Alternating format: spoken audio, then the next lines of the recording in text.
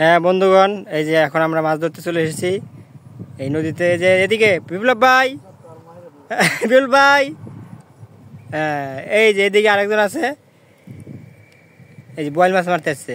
পারভেজ, লোক লোক, পারভেজ। মনু তাকাবে না, রাগ করছে। ওদিকে প্রচুর পরিমাণে মাছ, তো পানির নিচে পানি হয়েছে, খালি মাছ আর মাছ। এই যে আমরা এখন কোথায়? সাদা পাথর নদীর মধ্যে। এটা সাদা পাথরের নদী। সাদা পাথরের মধ্যে আমরা মাছ ধরতে আসছি, আর তো পাথর নাই, না আমরা মাছ ধরতেছি।